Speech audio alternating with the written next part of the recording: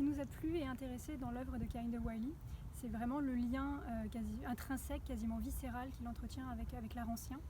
puisque c'est un artiste qui a beaucoup fréquenté les musées, notamment quand il était jeune,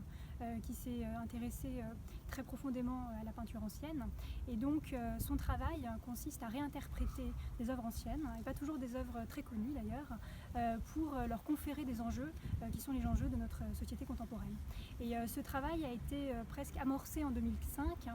avec une série qui s'appelait Rumeurs de guerre, Rumors of Wars, et qui s'ouvrait donc sur une réinterprétation de la Joconde de Malmaison,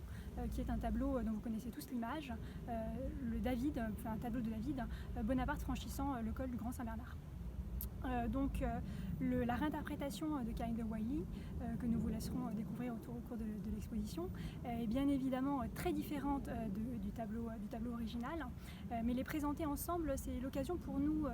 bien évidemment, de présenter le travail de cet artiste, qui est donc là encore qui fait sens dans un lieu comme Malmaison, puisqu'il s'intéresse tant à l'art ancien, mais aussi de revenir sur le tableau de David lui-même,